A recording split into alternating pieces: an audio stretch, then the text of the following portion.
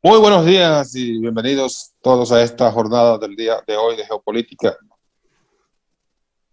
Hoy es jueves ya, y estamos a 29 del mes de julio. Le están quedando apenas 2 días a este mes número 7 del año. Estamos prácticamente ya entrando en el último cuatrimestre del año 2021. Se fue el año y así se nos fue el año y se nos fue el caballo. Se nos fue el Ayer, merengue también. Saludos, Ayer, buen día, buen día. Buen día, Leandro. Ayer se nos fue el caballo, asunto, todo el que está vivo, lo más probable es que se muera de manera inesperada o mediante un proceso de enfermedad, que es un proceso. Pero cuando se va así de repente, que nos enteramos en 2 minutos que murió una figura como Johnny Ventura, eso causa un impacto tremendo, que es exactamente lo que está viviendo la República Dominicana a partir de las 3 de la tarde de ayer miércoles. Johnny Ventura, no hay que hacer ninguna referencia, solo hay que decir dos expresiones, que él en alguna ocasión la utilizó, o en su mercadeo. Lo primero es el caballo, todo el mundo conoce a Johnny Ventura como el caballo, y lo otro es la industria nacional de la alegría, y eso significa mucho, la industria nacional de la alegría. Eso fue un término, creo que lo usó, creo que fue Chovy Capellán, en un programa que tenía de merengue de Johnny los domingos, hace ya más de 20 años. Chovy Capellán es una persona muy cercana a Johnny Ventura. Y el programa creo que se llamaba Johnny Ventura, leyenda musical. Y ahí lo presentaba como la industria nacional de la alegría. Y eso fue Johnny Ventura. Y seguirá siendo Johnny Ventura, porque afortunadamente el legado musical no muere.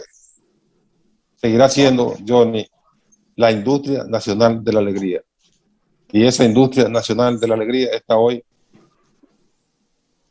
sensiblemente batida por la partida del caballo Juan de Dios Ventura y Soriano, sencillamente Johnny Ventura. así es. Buenos días a todos los amigos televidentes de geopolítica. La República Dominicana vive realmente un día de luto. Ha muerto una de sus glorias más emblemáticas del merengue. También de otro género, pero básicamente Johnny era el merengue. Sí.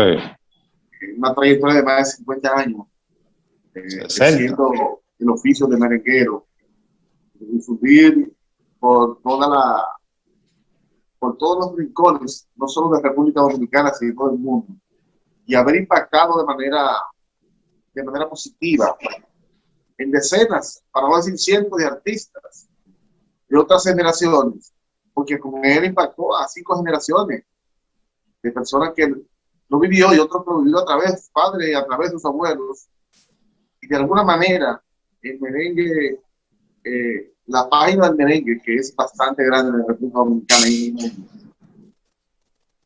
tiene a una de sus principales figuras, a Johnny Ventura, que lamentablemente, cuando ya cumplía sus 80 años,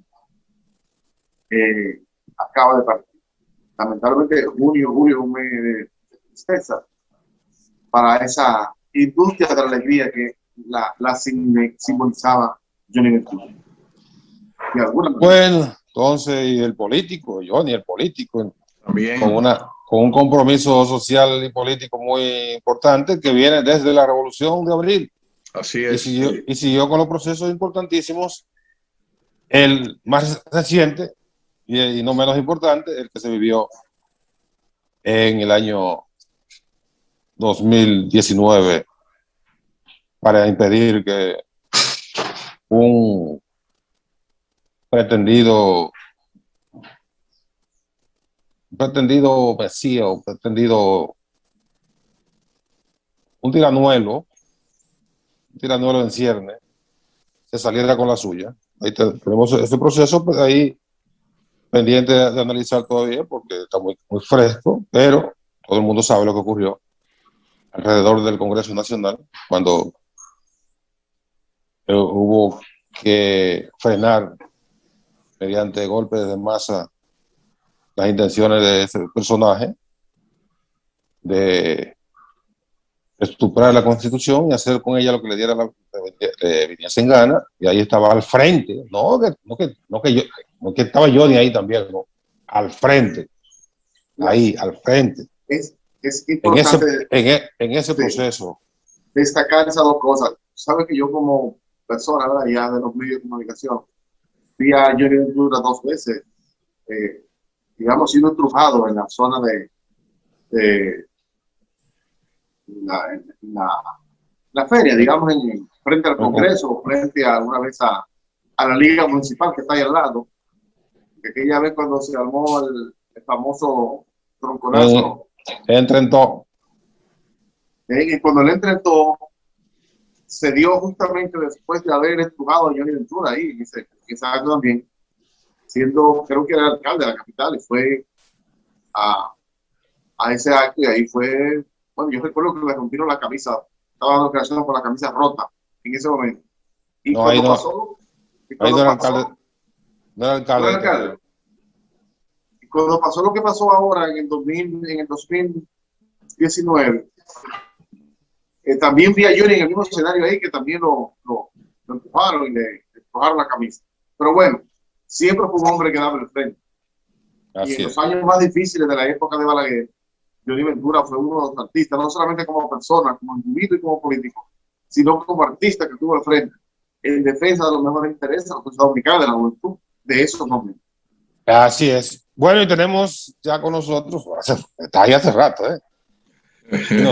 Inocencio García, que vamos a analizar un poco la geopolítica con Inocencio, que es un conocedor con bastante suficiencia de los procesos que está viviendo el mundo ahora y la geopolítica, y además también ahí en la lucha coincidiendo con Johnny Ventura en esos escenarios de lucha en defensa de la Constitución de la República. Buenos días, Inocencio, de manera formal.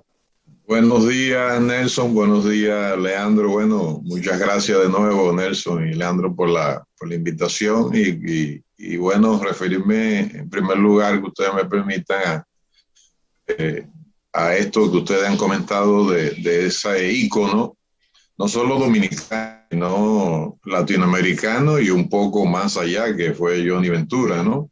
Y lo seguirá siendo en otra dimensión, porque como decía Nelson, lo prodigioso del arte es que no muere. Y es más ahora con toda la tecnología digital, entonces ese legado se expande universalmente, ¿no? Pero a mí me afecta mucho porque resulta que yo nací y me crié en Villa Consuelo y vivía muy cerca de la televisión dominicana, y yo vi desfilar desde mi niñez y adolescencia a una pléyade de artistas de esa generación que para nosotros era muy común, para los muchachos de esa época, verlos actuar en Radio Televisión Dominicana, además pasar por el barrio, ¿no? Y entonces ya uno desde la distancia, como lo puse ayer en mi muro de Facebook, es como esa playa de artistas en el cual descollaba Johnny Ventura, consolidó la identidad nacional post-revolución de 1965. Es decir, la importancia de la revolución de 65 conectada con todo ese proceso yo diría, de internacionalización de la República Dominicana a través del arte, y Johnny Ventura fue figura cimera en ese proceso. Y entonces, bueno, como decíamos fuera de cámara, a uno como que se le va parte del alma nacional, ¿no? ¿Verdad? Y por eso, Sí. bueno, yo diría que el alma nacional está apenada además por la manera, como dijo Nelson, como la manera en que ha ocurrido, que fue de manera súbita, ¿no? Y entonces, bueno, eso le da mucho mayor connotación de tristeza, de congoja, ¿no? En 1999, Eso. yo estaba en el curso. Hacer el cambio antes de entrar al otro tema. No, pero una anécdota ahí rapidita. Yo me estaba chequeando en París para Nueva York, y el que estaba en el counter de Air France, un francés, pero de origen africano, porque era negro. Los franceses son negros. Entonces, cuando vio el pasaporte mío, República Dominicana, Johnny Ventura, un español tirado ahí. Sí. Johnny Ventura, merengue. Imagínate. La referencia que tuvo ese individuo ahí, cuando vio que yo era dominicano, fue Johnny Ventura. Johnny Ventura, pero eso te dice todo. Eso te lo dice todo. Lo que tú dices, que además no solo en América Latina, sino fuera de... No. En Santiago de Cuba, yo que fui a varios festivales de la cultura caribeña, en Santiago de Cuba eso era un furor, y gente enseñando long plane de aquella época. Bueno, y finalmente Johnny Ventura fue a Santiago de Cuba y eso fue el paroxismo, ¿no? En fin, que Johnny Ventura trasciende a la República Dominicana, se va mucho más allá. Y eso quiere decir que también en África, ¿no? Sí, claro. Eso quiere decir que también en África. Claro. Bueno, ese es el ciclo de la vida. Es el ciclo. Lamentablemente. Sí. Vamos entonces a hacer la pausa, pero debe ser un muchacho. Tienen problemas ya con la comunicación. Vamos a hacer la pausa.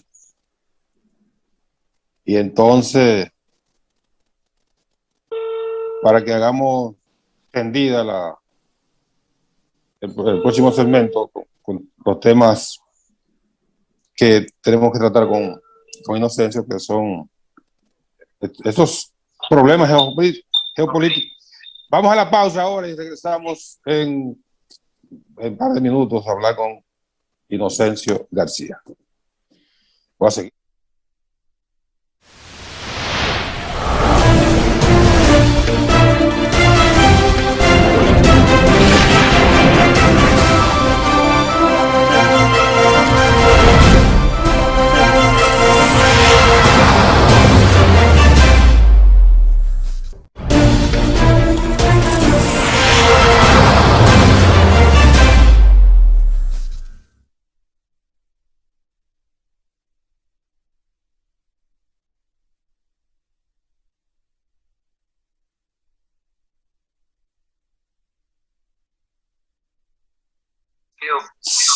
Seguimos en geopolítica de este día, conversando con Inocencio García.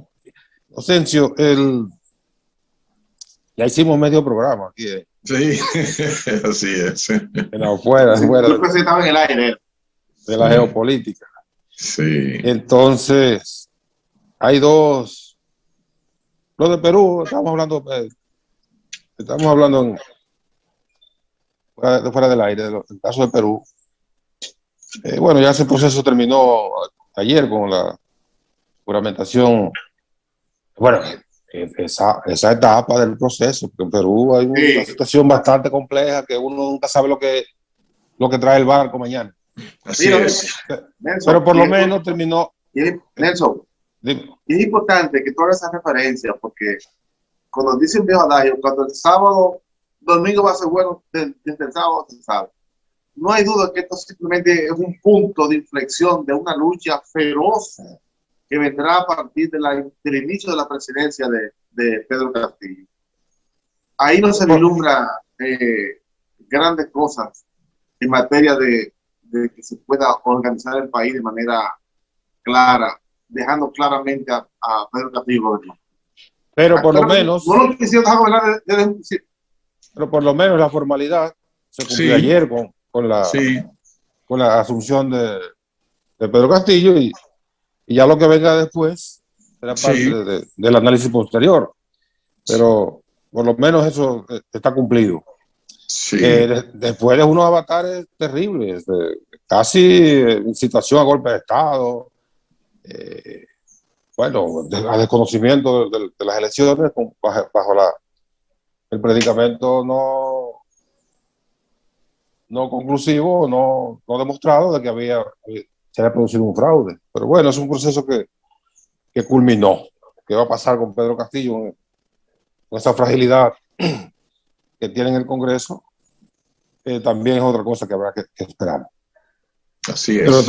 tenemos a China, la confrontación con Estados Unidos, que es lo que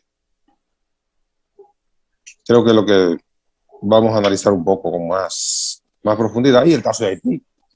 Claro, Bien. claro. ¿Por dónde quiere? Vamos a No, comenzar por China. pero Vamos. quizá terminemos, si te parece, a ti, Alejandro, pues, terminemos con Perú, que yo creo que es importante, aunque sea brevemente, ¿no? Okay. Por ejemplo, yo creo que lo del Perú tenemos que sacar, que me parece siempre importante para el público televidente, que pueda captar lecciones.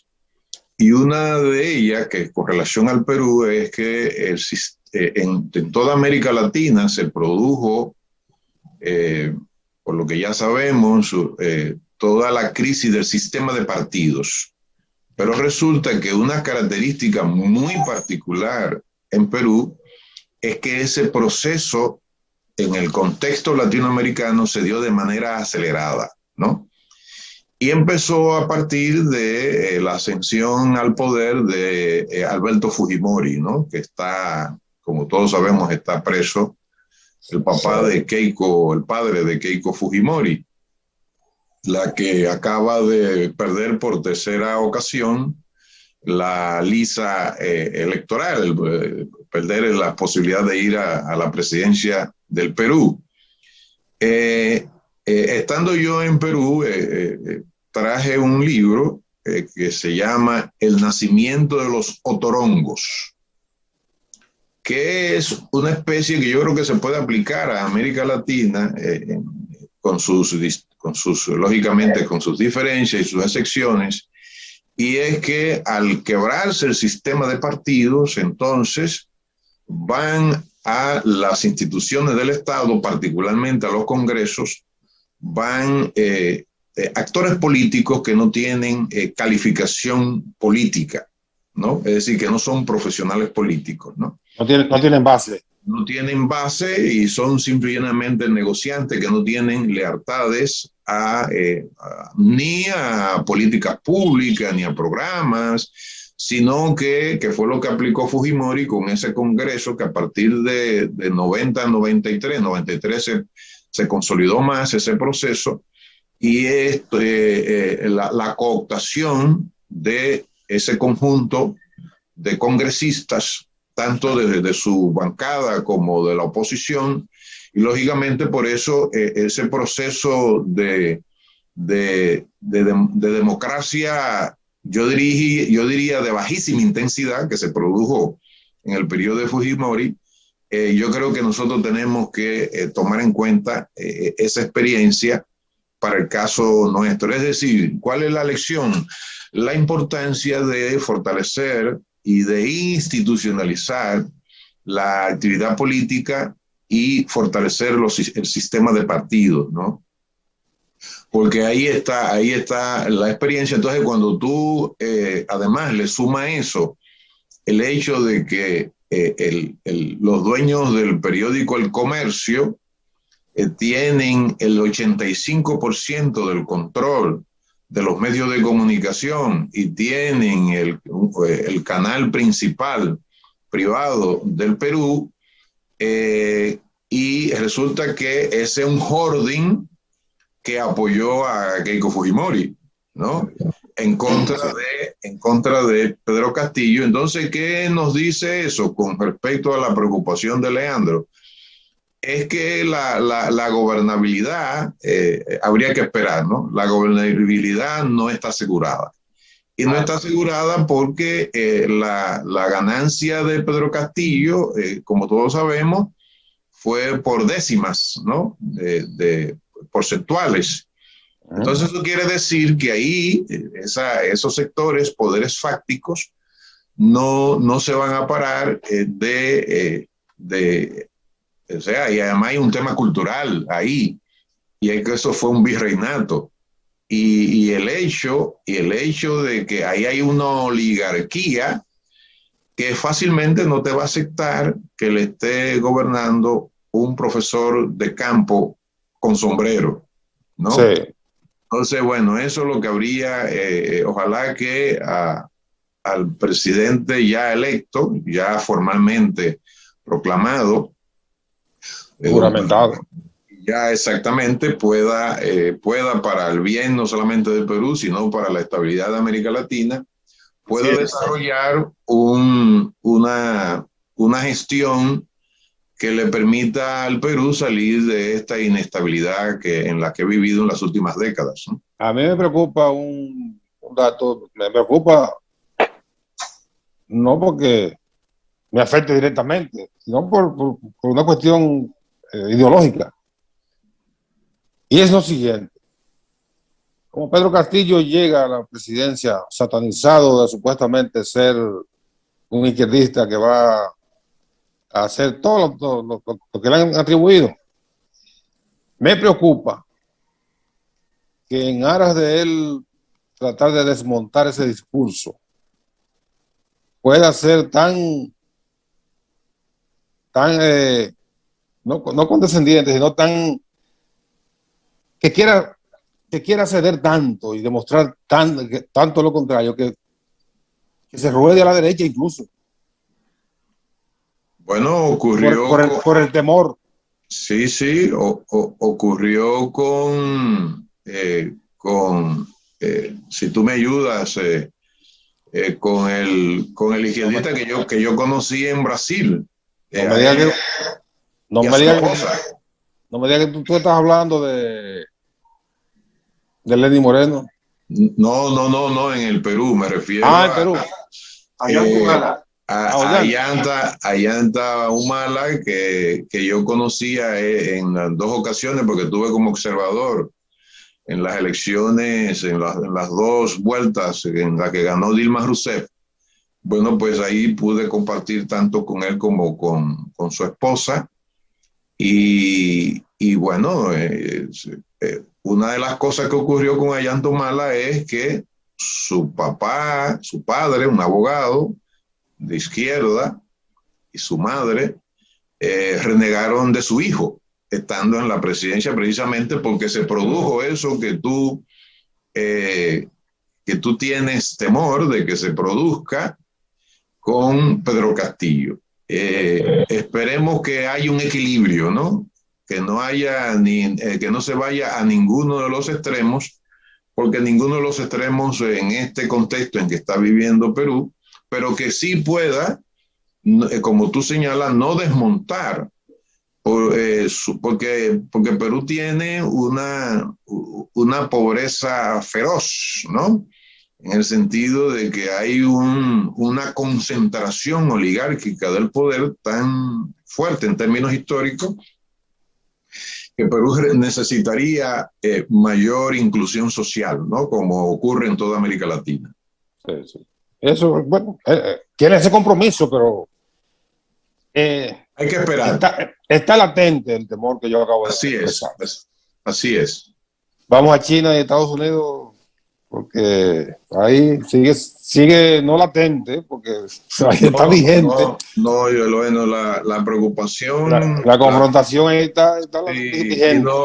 Y la preocupación es, nosotros todos debemos saber que quienes están definiendo el curso geopolítico en el tablero internacional son Estados Unidos, China y Rusia, ¿no? Esos son los tres actores fundamentales del tablero geopolítico mundial. Hay otras potencias, ¿no? ¿Verdad? Medias, como Irán, en fin, Irán y otros países de Asia Occidental, pero fundamentalmente Irán, que acaba en ese tablero geopolítico de construir un oleoducto de 1.000 kilómetros para obviar el tránsito de su petróleo, de su venta de petróleo, por el estrecho de Hormuz. Es decir, ha dado un palo de carácter geoestratégico y geoeconómico. Exactamente. Porque ya no le van a, no, ya eso inclusive hasta le reduce es decir, le reduce todo el costo de comercialización de su petróleo.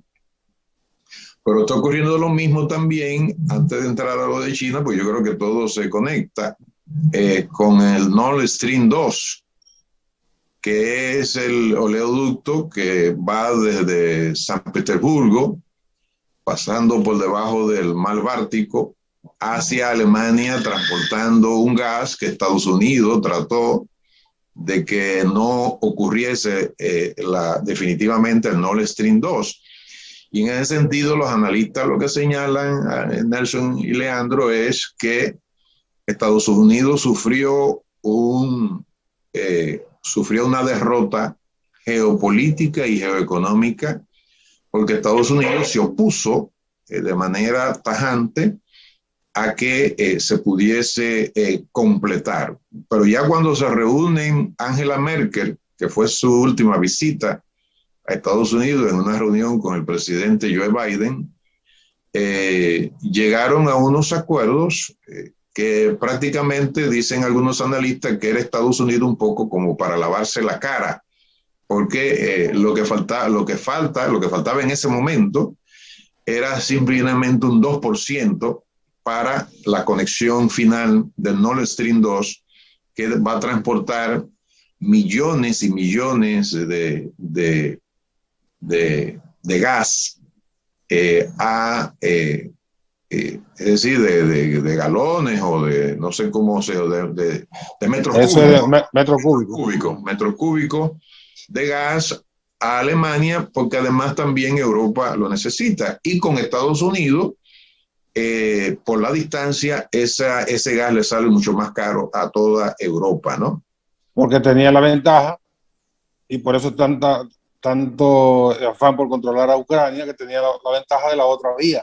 Bueno, uno de los acuerdos a que llega la Merkel con el presidente Biden es efectivamente de que se asegure que Ucrania no va a sufrir, porque Ucrania tiene unas ganancias por el transporte por su territorio del gas ruso, ¿no?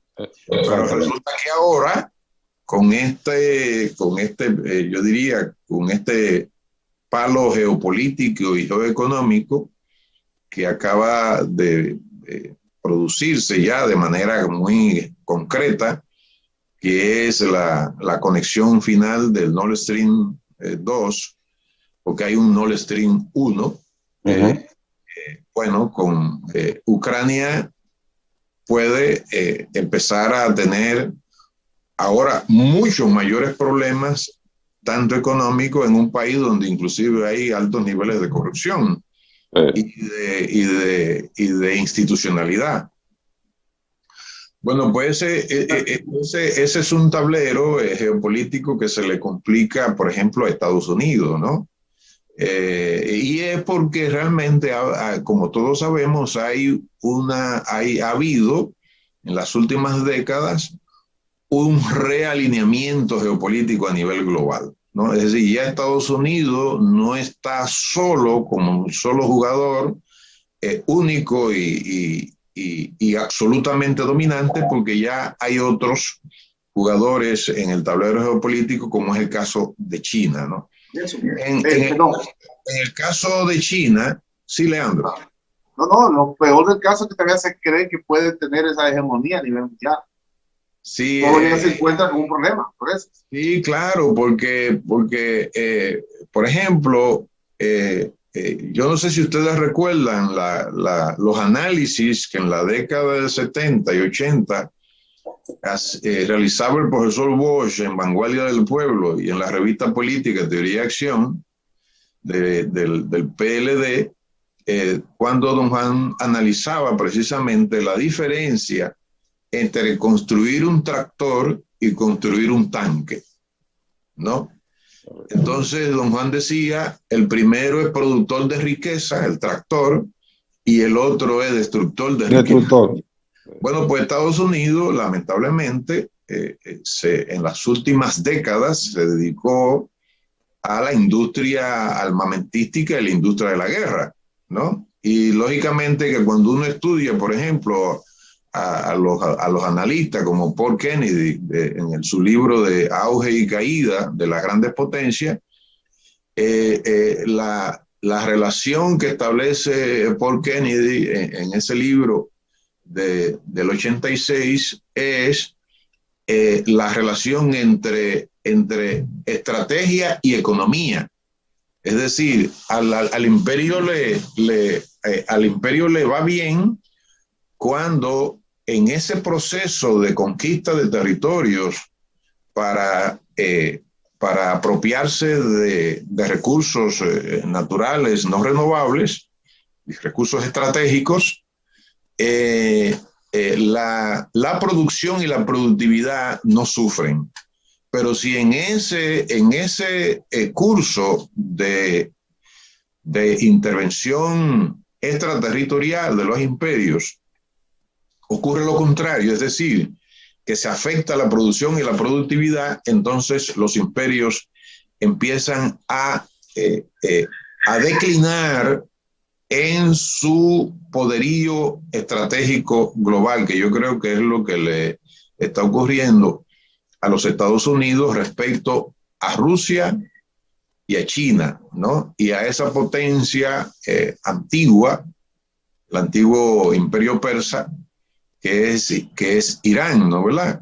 Entonces, bueno, ¿qué ocurrió distinto con China? Mientras Estados Unidos construía tanques, toda la industria en todo el proceso del complejo militar industrial, ¿no?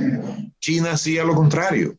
O sea, China entonces se embarcó a partir de 1979 en un proceso de incorporar el know-how occidental a su capacidad productiva. Y en 40 años, algo extraordinario, eso no había ocurrido en la historia universal, en 40 años, un país que era semifeudal, ¿no? Hace 40 o 50 años, se ha convertido en la segunda potencia mundial. La visión de un pequeño hombre que Mao lo señaló, dijo, ese hombrecito que ustedes ven ahí, se refería a Deng Xiaoping. Claro. Que era un hombre chiquito, pero tiene una cabeza de este tamaño. Bueno, previó 5 décadas adelante a China. Totalmente, pero si uno, por ejemplo, revisa la conversación de Deng Xiaoping el 1 de julio de 1989 con Ben Scowcroft, que era el secretario de Seguridad Nacional de George Bush padre. Ese fue el segundo viaje secreto que hizo un funcionario de los Estados Unidos a China. También Ben Scowcroft fue de manera secreta, súper secreta, enviado precisamente por George Bush padre, que tenía una gran visión de cuál debería ser la relación entre esas dos, entre Estados Unidos con ese gran país que es China. Eso hay que atribuírselo a George Bush padre. Tenía una visión porque además él fue durante 15 años el jefe de la oficina de intereses de los Estados Unidos en China. O sea que él tenía además esa presión. Vamos a la pausa. Vamos a la pausa y regresamos con ese tema para que no se te quede, como ha ocurrido en otras ocasiones, que se te ha quedado algo en el tintero y dice Leandro que tú le estás huyendo al tema chino. No es así. Vamos a la pausa.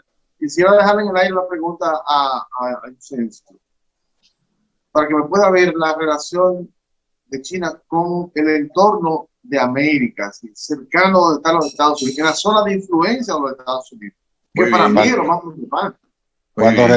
Cuando regresemos, van a quedar como 6 minutos del programa y eso lo dedica Inocencio a analizar. Vamos a la pausa, muchachos, allá me están viendo, ¿verdad? Pues vamos.